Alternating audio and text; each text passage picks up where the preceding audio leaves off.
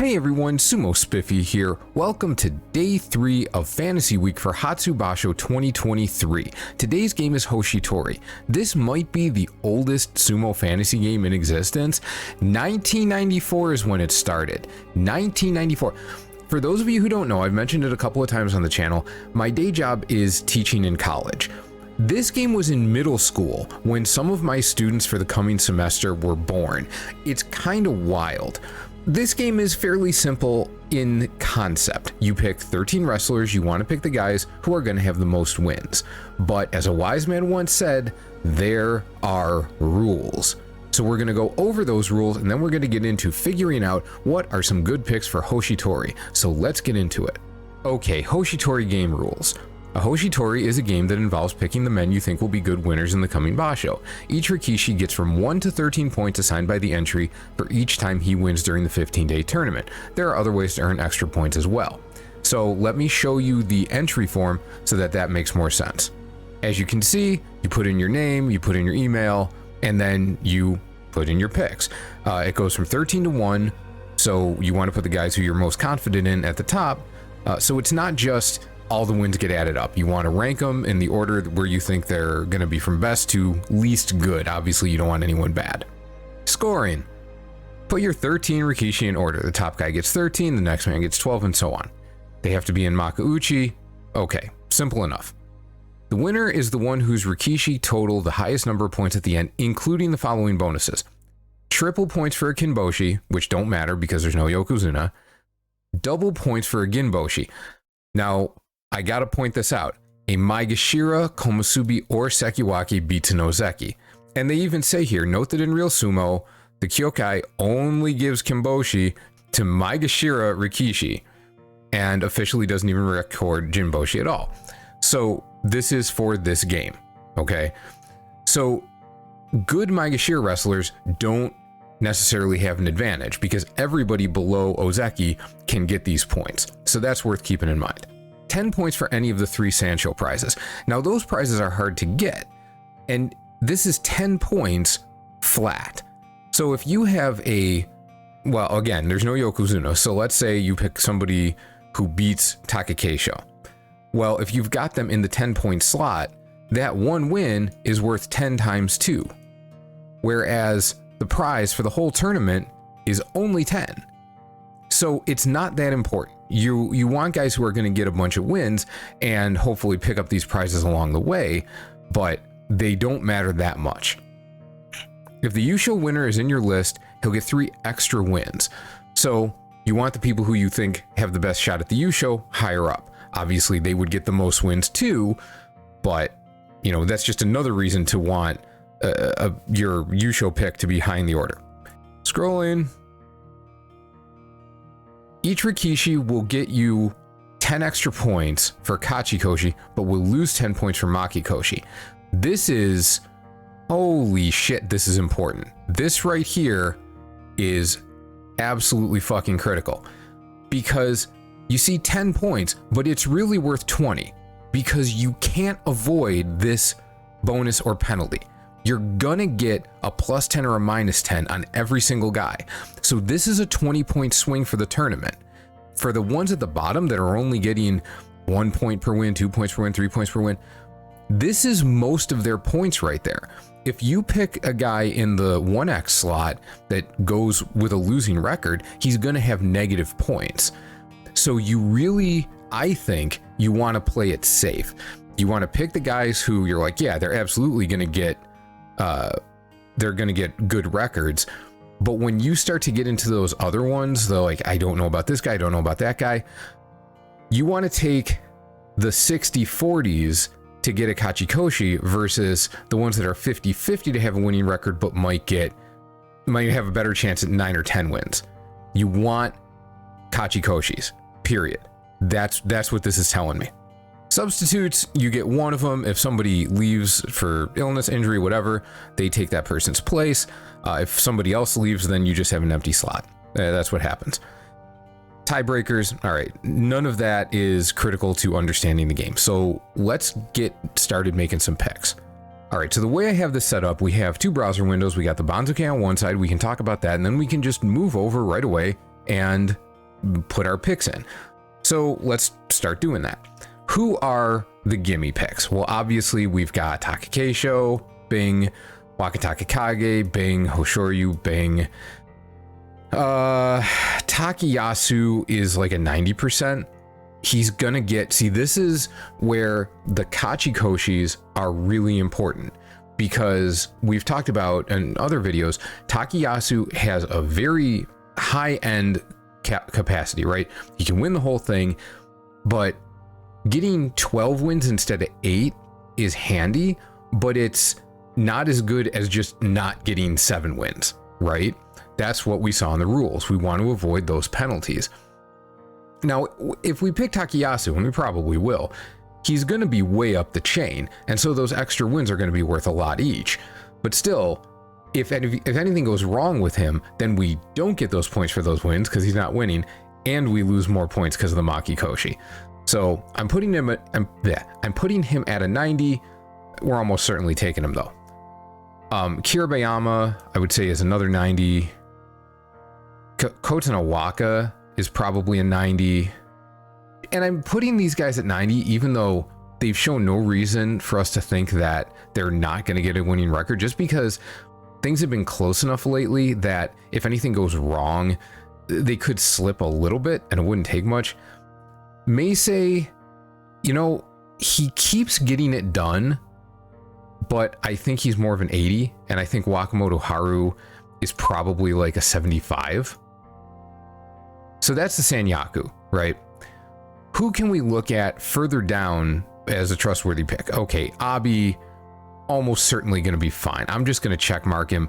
I really have a hard time seeing him do worse than 8 and 7. I would be shocked if he did worse than 8 and 7, just because I don't think they're going to give him a schedule. If he's struggling, if he's like 6 and 6, they're probably going to give him some very winnable fights at the end. I don't think they're going to take the hammer to him. So one thing to take into consideration is, will these guys be given tough fights or easier fights if it's close to a Kachikoshi for them? I remember earlier this year, I believe it was maybe January or something, Wakataka Kage and Chiyomaru fought. In fact, Chiyomaru, I think it was Hoshoryu and Wakataka Kage. It was Maegashira 2 and Maegashira 1, and he was like Maegashira 13. And it was based on records, clearly, but it was also, wow, they really fucked that guy over. I can't believe they did that to him. Lower ranks are going to get done a little bit dirty sometimes, and the higher ranks get a little bit protected. That makes, if you're looking for Kachikoshi specifically, higher ranks are pretty good choices for that reason. Now, that being said, Daisho and Tobizaru have shown that they're like they can get Kachikoshis. It's probably better than 50-50, but I don't know if the odds are necessarily up at 80, right? So I'm going to change colors here. And we'll go with, let's say, orange, dark orange. So Mitakeumi, or what even is that? Well, you can see it, so it's fine. I don't think they're good picks. I think they're not to be trusted. Nishikigi, see, Midori, Fujisato, and Omi, and Nishikigi, if you put them at these ranks 2 tournaments ago, I'd be like, nope, nope. And now they seem to be getting it done, and it's a little bit surprising, but the fact that it's surprising makes them seem like they're not good picks. Like they're very capable of going 7 and 8. They're as capable of 7 and 8 as 8 and 7, so I don't want to go with them. Let's go back to green, and I think Ryuden is at least a 90. Hokuto Fuji, probably like a 70. I think Oho's probably an 80, and I've been picking him for stuff because he's got a higher ceiling, but the ceiling doesn't really matter that much here. Onisho, despite what happened to him last time at 7 West, I look around at these ranks, and 8 and 7 should be doable for him. Hirata Umi, probably an 80, but if he loses the vibe on what he was doing last time, this could fall apart really quickly. In fact, I'm going to change that. I'm going to change it to a 70 because I am not as convinced just talking about it that he's going to do it. He's certainly capable of it, though. And then we go further down the line, and who do we have? Oh boy, I got to do some thinking about that. All right, well, let's stop here for a second and start putting these picks in. Who are our check marks? Takekeisho. Happy to put him in front. Hoshoryu. Yeah, I didn't even say Shodai. Holy cow.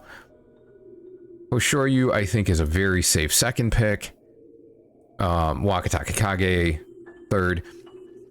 Now, I am thinking that as long as you're confident that they can get a Kachikoshi, like, Takayasu might be better off ahead of Wakatake Kage, right? And I'll flip these around if I start to feel that way later.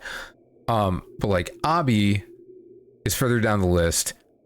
Should I put him ahead of Waka? I don't know. Takayasu might well go ahead of both of those guys, though. So, all right, let's keep looking. Do I think there's anybody... Do I think there's anybody at a 90 range? So I think Nishiki Fuji, because he's not at a full Joy schedule, I think he's probably like 80% to go Kachikoshi. Myogiryu is close. Ura is probably like a 75. But just like I said, the top ranks tend to get favored when it's close. They get easier matchups, and the bottom ranks, they get done a little hard. So yeah, we probably need to go with the 90s now. So Takayasu, Kirabayama, Kotonowaka, Ryuden. Let's see, who do we want to put where?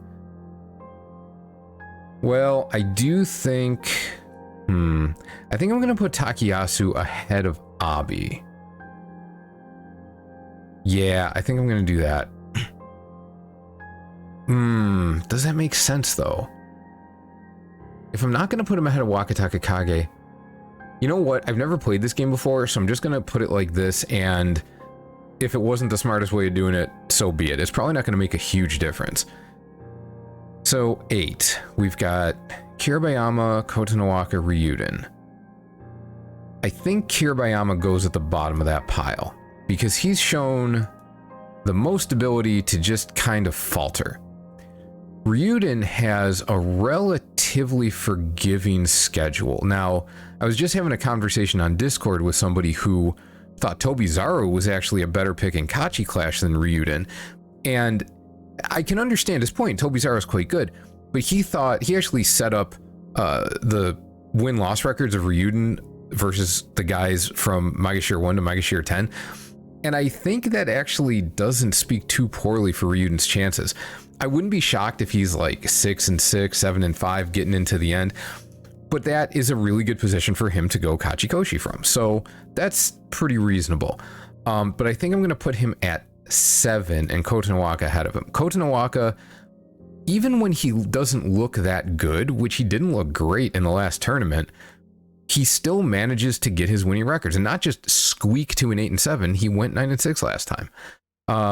Who the hell am I looking for? Ryuden. Okay. All right, we got to fill 5, 4, 3, 2, 1 and a substitute. All right, who are our 80s? Oho, Nishiki Fuji, and Meisei. I don't even know if I feel that's correct about Meisei. I think Nishiki Fuji is a better pick here.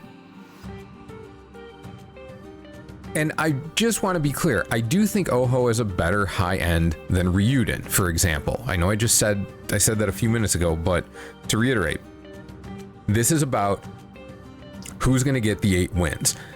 I don't know if this is necessarily the best way of doing it. The person who won last time, I checked, they had Wakatake Kage first, but then they had the 3-12 win guys. And that's a pretty good way of doing it. But they also only had, I think, 3 people on the list at all who had losing records, and they were at the bottom. So I am going to guess that as long as I have winning guys up front and that I have some of the better guys on the list, I should do pretty well overall. So I'm not going to overthink it too much. So that's Nishiki Fuji there, and then Oho. And then 3 more picks. So Meisei, Wakamoto Haru, Hokuto Fuji, Onosho, Hirota Umi, Ura.